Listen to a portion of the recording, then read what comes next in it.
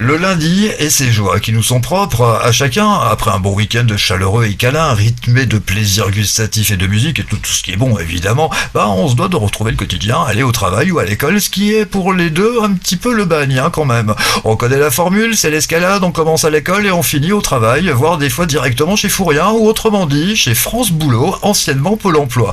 Tout n'est pas si négatif évidemment, il y a tout de même de bons côtés pour le lundi, tout comme notre rendez-vous, la France Libre, avec Philippe et avec notre invité ce soir, Martine, et vous qui nous regardez également. Bonsoir messieurs, dames, bienvenue. Bonsoir.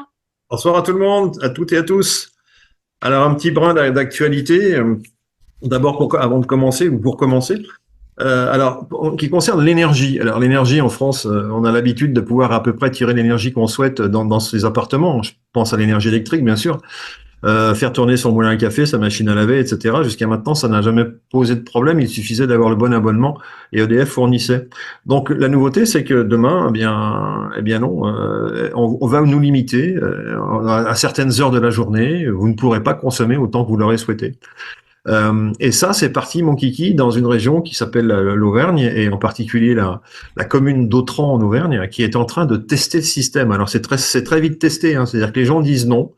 Ils défilent dans la rue avec des pancartes en disant on n'en veut pas de votre truc, rendez-nous notre énergie à 100% et ne nous coupez pas l'énergie à telles heures de la journée, etc. Évidemment, parce que là, derrière tout ça, il y a la spoliation de tout un tas d'autres services qu'on peut nous réduire. Ça peut être les télécoms, par exemple. On peut nous dire, vous pouvez faire de l'Internet, mais de telle heure à telle heure, mais pas en dehors de cette plage horaire. Ou bien vous pouvez faire des kilométrages, mais pas plus de temps, parce qu'on vous surveille, et si vous roulez plus de temps, on coupera votre moteur. J'en passe et des meilleurs.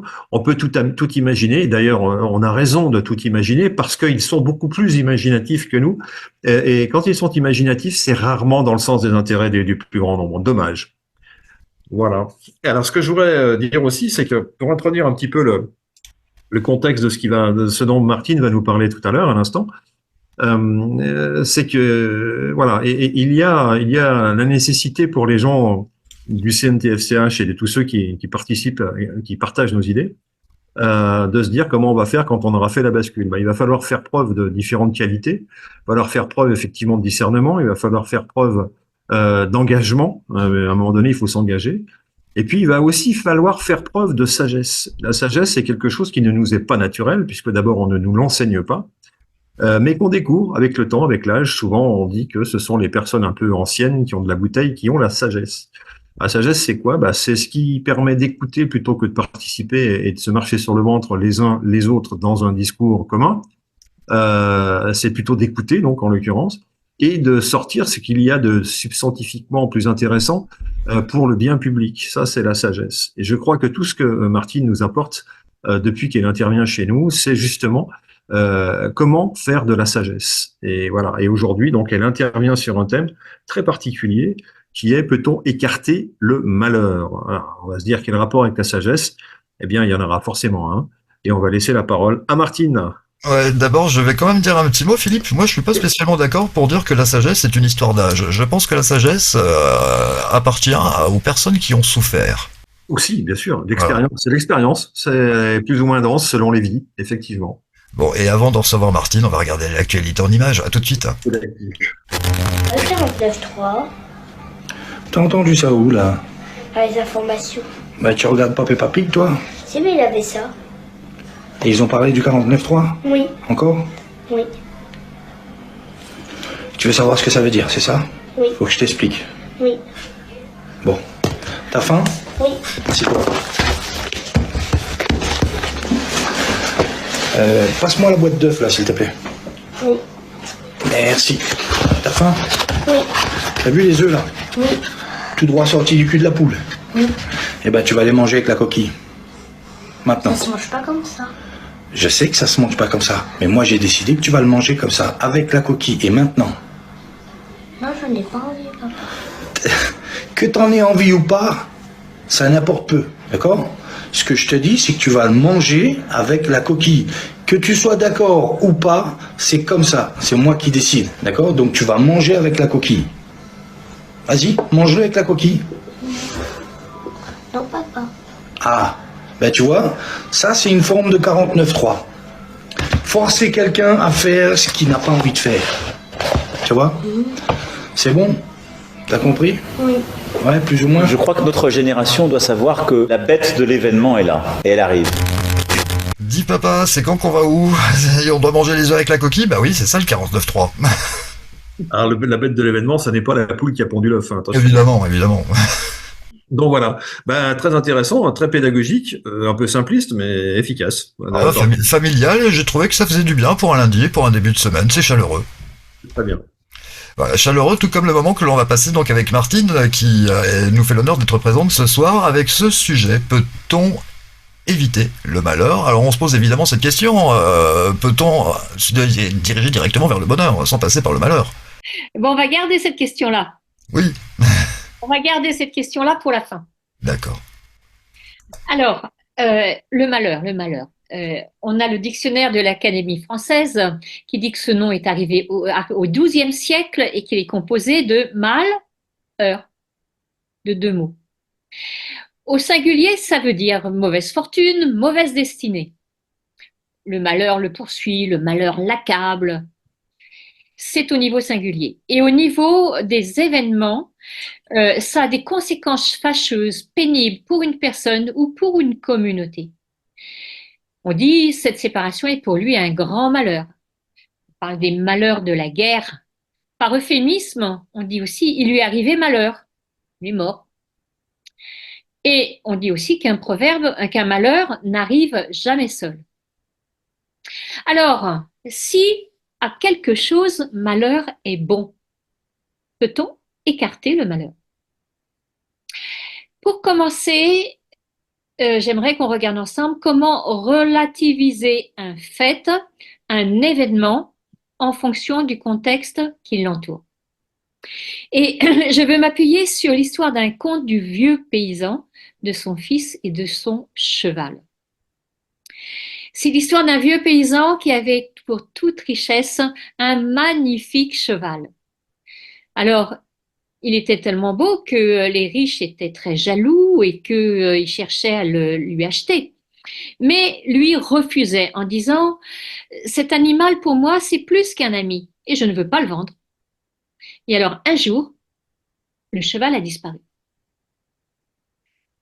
Alors ses voisins se sont rassemblés, sont venus lui dire « Mais quel malheur, t'aurais dû le vendre ton cheval ». Et ils ont dit « Mais vous savez, le cheval a disparu. Mais qui sait si c'est un malheur ou si c'est une bénédiction ?» Alors, effectivement, les voisins sont repartis. Celui-là, il est vraiment un peu simple d'esprit, hein. Ils sont repartis et 15 jours après, le paysan a vu arriver son cheval entouré d'une quinzaine de chevaux sauvages. Ah, les voisins sont revenus en disant « Mais t'avais raison, c'est une vraie bénédiction. Et tu as vu ces chevaux sauvages, c'est quand même extraordinaire, hein, c'est un don du bon Dieu, ça, hein ?» Et le paysan a dit « Mais qui sait si c'est un malheur ou une bénédiction ?» Bon, les voisins sont repartis un peu stupéfaits. On dit celui-là, il ne comprend pas bien les choses, hein. Et le fils du paysan, il n'avait qu'un seul fils, est allé dresser ce cheval. Et il y a un cheval qui l'a mis par terre et qui est passé dessus et qui a cassé sa jambe. Et le vieux paysan a été obligé de travailler par lui-même la terre alors qu'il avait déjà un âge avancé. Les voisins sont venus lui dire « Mais t'as vu, c'est ta raison, c'était vraiment, c'est un malheur, hein, ce qui t'est arrivé là. » Le paysan a répondu « Oui, mais est-ce que c'est un malheur ou est-ce que c'est une bénédiction ?» Le roi a décidé de prendre tous les jeunes de plus de 18 ans pour les envoyer faire la guerre. Et tous les jeunes du village sont partis faire la guerre. Alors, les voisins sont retournés voir le paysan en disant « Mais tu avais vraiment raison.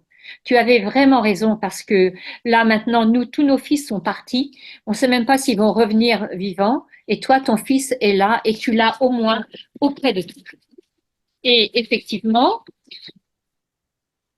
la guerre est arrivée. La jambe du fils est redevenue normale et le fils a pu aider le paysan. Et en tout cas, quand on regarde la morale de cette histoire, c'est que quelles que soient les situations positives ou négatives, qu'elles soient difficiles, qu'elles soient délicates ou qu'elles soient agréables, tous peuvent être fructueuses à plus ou moins long terme. Vous vous sentez mal? Vous avez peur d'être jugé, vous vous centrez sur le passé ou sur le futur. Eh bien, gardez la certitude que tout s'arrange à un moment donné ou à un autre, que tout s'apaise, tout évolue, tout s'éclaire. Merci à la vie d'abord. Alors, je fais une pause. Qu'est-ce que vous en pensez de cette histoire? Ah ben, elle me rappelle des choses très personnelles, hein, puisque moi j'ai moi-même un grand-père qui est passé à travers une verrière en juillet 1914 et qui a donc échappé à la convocation pour partir à la guerre. Euh, oui, bien sûr que quelquefois à quelque chose, malheur est bon, comme on dit, hein, et que c'est parfois des chances. On se souvient, pour regarder la même illustration de ce film, Un long dimanche de fiançailles, où ces soldats vont être fusillés parce qu'ils se sont automutilés de façon à être réformables. Et cette automutilation avérée, je dirais, les conduit directement au peloton d'exécution. Alors là, le peloton d'exécution, il y a plus, c'est le dernier des malheurs, hein. Ils ont voulu jouer, avoir un petit malheur pour pouvoir rentrer chez eux, et finalement, ils vont finir au bout du peloton. Mais l'histoire nous montre que tous n'iront pas au peloton d'exécution. Donc, il y a bien aussi une morale à cette histoire qui nous dit autre chose. Donc voilà, et bien entendu, ce sont des expériences qu'on peut faire en permanence dans la vie, de constater que ce malheur eh bien, a amené quelque chose. Donc il y a certaines civilisations qui ne parlent pas de malheur, mais d'expérience tout simplement. Donc les expériences, ça vient d'en haut, on est là pour faire des expériences. Alors il faut quand même à un moment donné savoir distinguer le bien du mal tout de même, hein. On n'est pas là que pour faire des expériences maléfiques vis-à-vis de nos prochains, de notre prochain et de nos voisins, mais on est là pour justement être bienveillant vis-à-vis des autres et rentrer dans un système collectif dans lequel l'être humain ne soit le moins possible bridé. Et ce qui était le cas des paysans à une certaine époque, ils étaient très autonomes. Leur seul engagement, c'était de produire de la nourriture, de semer le blé et de nourrir le royaume, en quelque sorte. Alors qu'aujourd'hui, on s'aperçoit que nos mêmes paysans, eh ben, ils sont tenus par les règles européennes, ils ne font pas ce qu'ils veulent, et ils sont beaucoup moins heureux finalement que l'étaient leurs ancêtres. Et quand ils se cassent la jambe, c'est vrai que c'est pratique parce que la médecine a fait d'énormes progrès et qu'ils sont réparés plus facilement. Mais à part ça, on n'a pas forcément avancé, quoi. On n'est pas plus heureux qu'il y a 1, 2, voire 3 siècles en arrière. Voilà ce que tout ça m'évoque. Merci, merci. Alors, je vais vous faire passer par l'art, en particulier par les formes de la ruine qui nous donnent à réfléchir. Il y a actuellement une exposition à Lyon jusqu'au 3 mars 2024 au Musée des Beaux-Arts sur les formes de la ruine. Et ces ruines sont à la fois à l'extérieur, mais sont en résonance avec les ruines intérieures et les ruines des civilisations. Chateaubriand remarquait que tous les hommes ont un secret attrait pour les ruines. Ce sentiment tient à la fragilité de notre nature, à une conformité secrète entre ces monuments détruits et la rapidité de notre existence. La ruine oppose la mémoire à l'oubli. Sa présence peut susciter la curiosité, l'admiration ou la crainte, ou voire la répulsion. Les objets et les monuments sont porteurs d'histoire. Le verbe ruere a donné en latin ruina, c'est-à-dire le fait de chuter. Il renvoie à la destruction lente ou rapide qui frappe un ouvrage issu de la main de l'homme. Un autre mot latin est vestigium, qui signifie la trace. Pour ralentir l'oubli, l'homme cherche à construire des monuments gigantesques qui résistent au passage du temps avec des écritures qui confortent leur légitimité et leur datation. Si les ruines peuvent être le théâtre de la noirceur du monde, elles peuvent aussi générer une rêverie sur le passage du temps, les origines du monde et les catastrophes. Un nouveau regard. Alors, j'ai choisi de vous montrer un des tableaux de Salvador Dali sur les ruines anthropomorphes qu'il a créées en 1931. Sylvain. Bien, merci Sylvain. Alors, regardez bien. Je la montre encore? Oui, tu la gardes. D'accord, c'est bon. La voilà. Hop. Hein, donc on recommence. Oui, Sylvain, merci. Alors, regardez bien, qu'est-ce que vous voyez? Qu'est-ce que vous voyez dans le fond? Alors, il y a une plaine et des montagnes dans le fond. Oui, Et comme puis, un océan. Mais c'est le désert et le mirage que cela donne à voir. Vous voyez des personnages? Oui, sur l'eau et sur la plage. Ok. Donc, quand on regarde les personnages, tu peux nous en montrer ceux de droite, hein. Oui. L'homme et la femme, là. Là, Alors, juste là, ici, ici, là, juste en dessous de oui, l'arche, c'est dans la bien. petite fenêtre, voilà. Oui. Et puis également à Comment? gauche, en bas. Oui, exactement. Alors, ceux de droite, comment vous les sentez? Comment vous les trouvez? Ils ont l'air joyeux, Oui. heureux, et l'autre a l'air tout seul, Alors, ce couple-là, sur un endroit homme assez et cette dévasté. femme, cet homme et cette femme, est-ce qu'ils peuvent se toucher? Ben, j'ai l'impression qu'ils sont séparés, hein. Il y a une fracture entre les deux, hein. Oui. Une fracture qui est faite comment? Je ne saurais dire si c'est le mur ou si c'est une fracture de l'image. Je ne saurais dire. Peut-être un défaut de la matrice. Pourquoi pas? Hein, donc, on voit comme un pilier qui sépare en deux et qui fait que cette ruine qu'on voit devant nous, si on enlève ce pilier, elle s'effondre. oui. Et quand vous regardez cette ruine monumentale devant vous, est-ce que ça vous fait penser à autre chose derrière? Ah, derrière, non, mais derrière. Moi, j'ai l'impression que c'est un monde qui s'écroule, là. Oui, Ce que l'on pourrait appeler l'ancien monde. Voilà. oui. Dali a fait de cela un tableau anthropomorphe. Donc, on voit devant comme une tête de mort. Vous Alors voyez? justement, l'ensemble, oui, bah, j'allais le dire. Ouais, Oui, je pensais pas à celle-ci, mais je pensais au tableau. L'ensemble de la ruine, pour moi, c'est une tête de mort, quelqu'un qui crie. Ouais, les deux yeux, le nez et la bouche grande Voilà, ouverte, voilà. genre Scalumovies. oui, exactement. Hein. Et alors, à gauche, donc ce qui serait bien, c'est que tu nous retrouves la reproduction simplement de la personne de gauche, Oui. Sylvain. Donc là, on voit bien l'homme et la femme qui sont comme séparés et qui ne demandent qu'une chose, c'est qu'à se rencontrer. Mais on voit que si on enlève le pilier, la ruine s'effondre. Et le deuxième personnage qui est tout seul, comme tu disais, Sylvain, Mhm. à gauche, si on peut faire un zoom dessus, voilà. Comment est-ce que vous la voyez? On voit pas tout à fait bien. On voit pas tout à fait bien. Alors, je vais vous la décrire parce que c'est pas très net encore. Donc, ça veut dire que là, elle a des cheveux qui sont composés de serpents.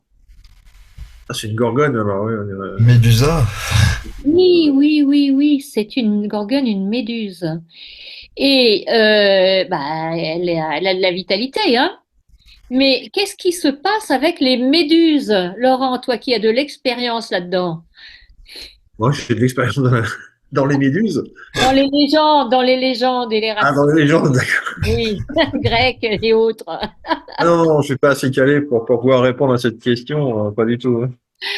Eh bien, en fait, la méduse, elle a ceci de particulier, c'est quand elle regarde et qu'on croise son regard, on est pétrifié sur place et on est mort. Donc, c'est cette créature de la mythologie grecque qu'on appelle la méduse et qui est extrêmement dangereuse. Hein. Et c'est pour ça que si on reprend le tableau en le voyant dans l'ensemble, qu'est-ce qui nous est proposé aujourd'hui par Salvador Dali? Il nous est proposé de regarder en face les ruines, de regarder les destructions auxquelles on assiste tout à l'heure. On parlait tout à l'heure pendant les informations qui précèdent des événements qui se déroulent sous nos yeux, mais de regarder de façon à ne pas se laisser fasciner et annihiler ou vivre dans la peur, ce qui nous empêche de pouvoir aller plus loin et de réfléchir. Alors, merci pour ce tableau. Avec plaisir. Donc, je continue sur l'exposition que nous avons à Lyon, qui est aussi une longue réflexion.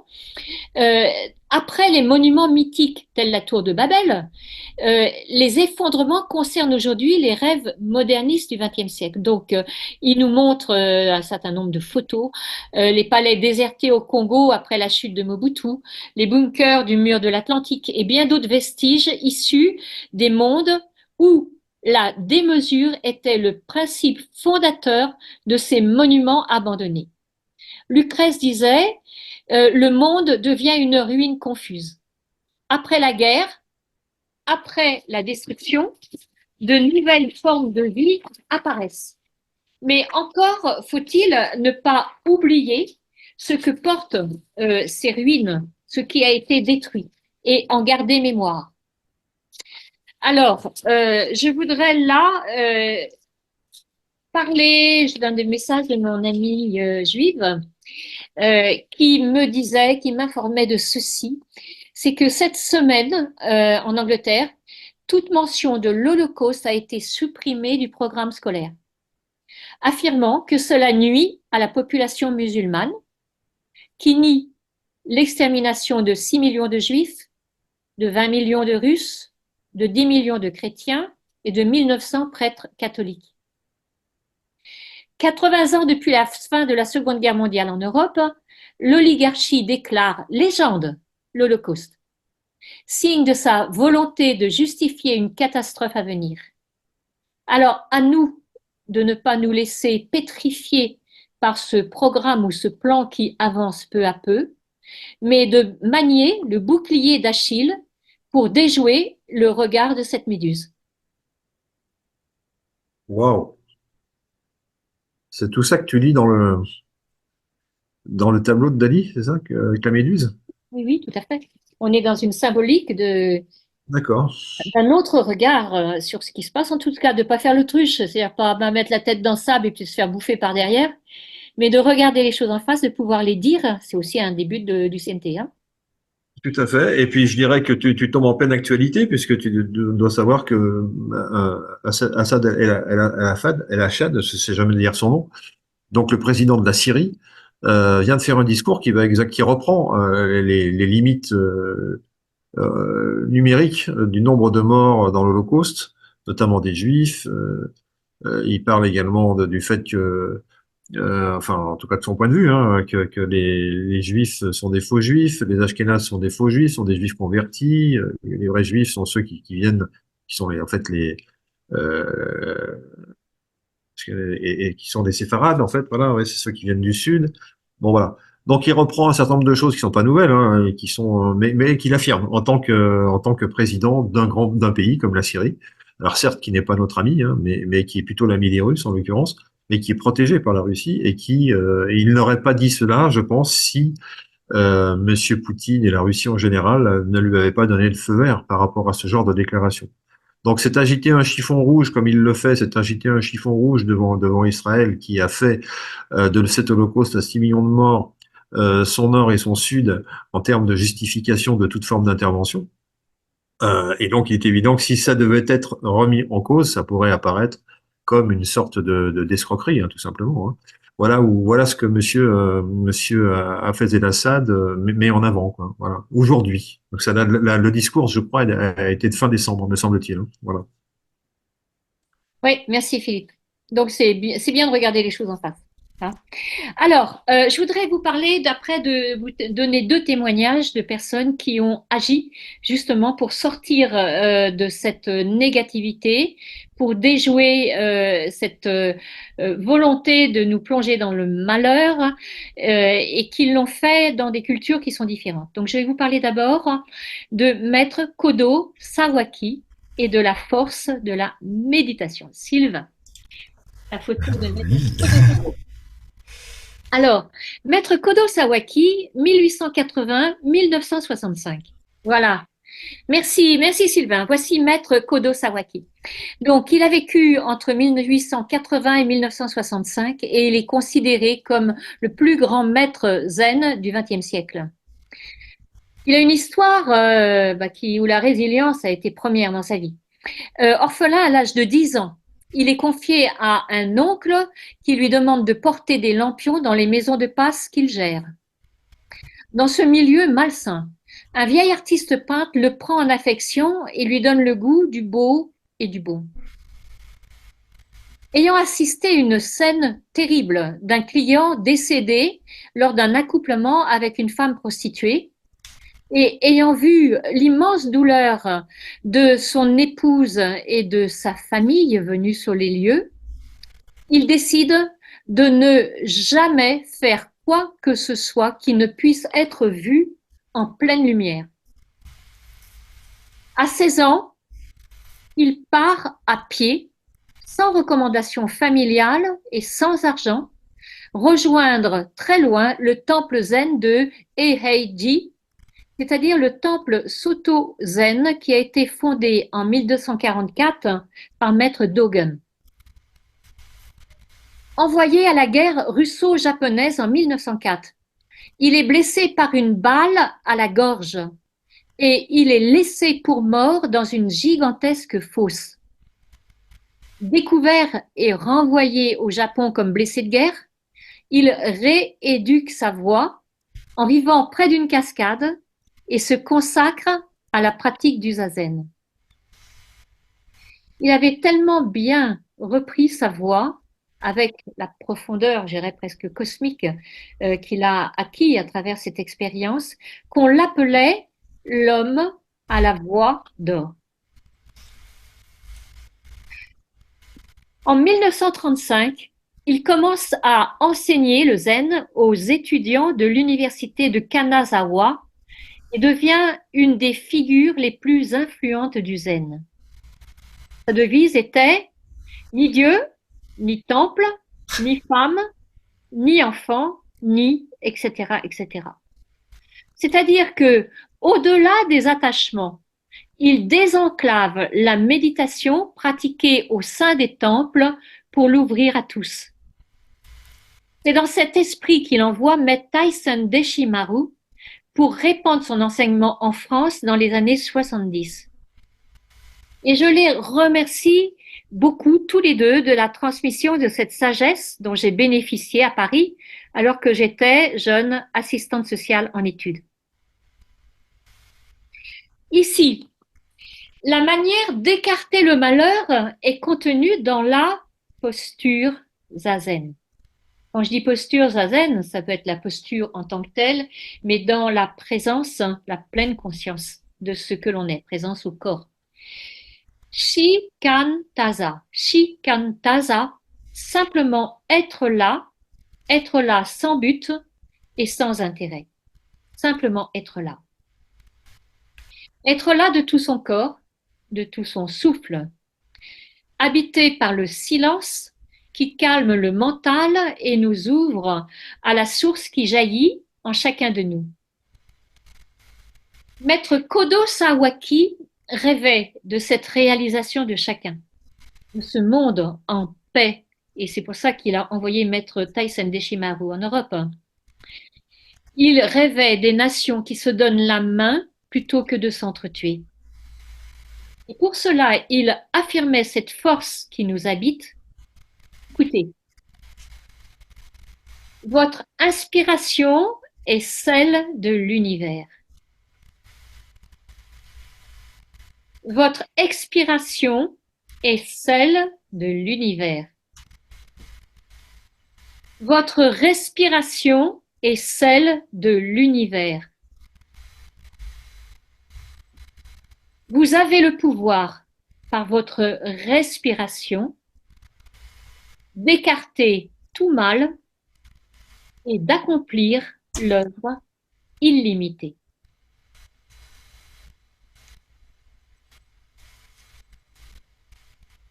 Wow. Alors, sur cette sagesse,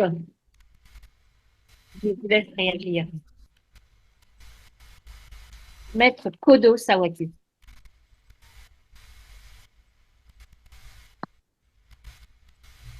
Impressionnant. Par le choix d'une respiration, on aurait donc par le simple fait de respirer des pouvoirs Oui. équivalents à ceux de l'univers et donc pouvoir dialoguer avec l'univers. Ça, c'est des choses qu'on apprend un petit peu en hypnose, ce genre de choses, quoi. Ouais, tout à fait. Avec ou sans hypnose. Dès qu'on est dans la conscience de cette respiration, on peut tout changer. Donc c'est aussi ce qui fait qu'il y a la force de l'humanité, de cet esprit qui nous habite et qui fait qu'on comprend beaucoup de vies de personnes de par le monde. Hein, je dirais, c'est pas lié à une religion simplement, mais c'est une présence forte qui reconnaît la nature humaine habitée par l'esprit. Alors, si cet exercice est pratiqué par chaque être humain comme on apprend à lire et à écrire quand on est enfant, ça veut dire que chaque être humain prend une force telle qu'il va pouvoir vivre en communauté, en société avec l'autre, sans jamais avoir de problème et de malheur, quoi. Oui. Est-ce que c'est bien ça que nos élites, oligarchiques, le terme que tu as employé tout à l'heure et qui est juste, nos élites oligarchiques, elles ne veulent pas en entendre parler parce que ça voudrait dire que nous devenons aussi puissants qu'eux par le fait de la respiration que nous avons tous, et que nous sommes capables, grâce à cette méthodologie, de vivre entre nous sans jamais ressentir le besoin de créer du malheur à son prochain, puisqu'on a toutes les solutions en soi, quoi. Oui. C'est Alors, ce que Maître Kodo Sawaki appelle accomplir l'œuvre illimitée, qui s'applique non pas seulement au lien avec les personnes, à la paix intérieure, qui s'applique aussi à la manière de vivre en société, hein, parce qu'il faut savoir que, je dirais là, on parle bouddhisme en ce moment, mais bouddhisme, confucianisme et taoïsme sont les trois sages qui sont liés dans toutes les cultures traditionnelles asiatiques. merci pour cet aperçu de cette méthode, parce que ça serait donc une méthode. Encore faut-il, j'imagine, travailler sa respiration, savoir comment s'en servir. J'imagine qu'il y a une école pour cette méthode. Pas forcément, c'est simplement une conscience de ce que nous sommes. D'accord? Alors bien sûr, il y a des Il faut écoles. cheminer pour arriver jusque-là, c'est une démarche personnelle. Oui, D'accord. oui. C'est tout est-ce que c'est de la méditation? Est-ce que c'est autre chose que de la méditation? C'est un travail physique sur soi-même? Je vais répondre avec, bah, vous voyez au fond là-bas, vous voyez là, hop, la calligraphie ici. Oui, Vous voyez, Oui. on connaît bien. c'est la création de l'univers. Maître Tanaka Shingai, qui était un grand calligraphe, qui maintenant est monté là-haut, je lui disais, mais quand vous faites la calligraphie, vous pratiquez le zen. Et moi, j'avais dans la tête le zazen, c'est-à-dire la méditation zen, assise, où on apprend concentration, comme vous avez vu Maître Sodo Sawaki dans la posture, là. Il me dit, oui, oui, mais non. C'est-à-dire qu'il était sur son geste. Et un jour, il est venu avec moi au foyer Notre-Dame des Sans-Abri à Lyon, parce que j'étais responsable du soir là-bas au niveau de l'hébergement. Et on a fait un atelier où il y avait une centaine de personnes sans abri qui le regardaient. Donc, il s'est mis par terre, on a étalé les grands papiers de riz pour la peinture. Il avait un pinceau énorme qu'il a pris, etc. Et il a plongé dans l'encre de Chine et chut, il a fait la calligraphie. Et il l'a pris, il a demandé qu'est-ce que c'est. Et personne sans abri, culture japonaise, bon, c'était plutôt des cultures maghrébines, africaines, européennes, etc. Et il y en a un à un moment donné qui dit, ça y est, je sais. Il dit, c'est le vent. Et maître Tanaka Shingai, il dit, c'est ça. Vous savez, il y avait un silence, beaucoup d'émotions. Et il leur dit à ce moment-là, vous savez, il y a des périodes, eh bien, quand c'est des périodes difficiles de tempête, où on a même du mal à tenir debout, il faut simplement rester là, sans rien faire, que d'être là. Mais un jour vient la période du bon vent, où vous allez vous accomplir. Simplement, tenez debout. Alors, je te réponds comme ça parce que c'est pas suffisant de se dire il faut être dans la posture zazen, à l'apprendre, etc. Ok, c'est bien, hein, je suis pour. Mais c'est simplement être dans la pleine conscience de ce que nous sommes. On vous avait prévenu, il y a de la sagesse dans l'air. Hein. Ouais. Ouais. Et nous sommes hélas un petit peu pris par le temps. Je vais donc clore cette émission en disant ceci. Zen beaucoup. Le sujet d'aujourd'hui, peut-on écarter le malheur? En même temps, pour aujourd'hui, écarter le malheur, c'est éteindre sa télévision et vivre un petit peu en marge de la société. On sait d'où viennent nos problèmes. Merci beaucoup Martine. Merci Philippe. Merci à vous également de nous avoir suivis. Le prochain rendez-vous, ce sera mercredi aux alentours de 20h30. En attendant, on vous souhaite une excellente soirée. Bye bye.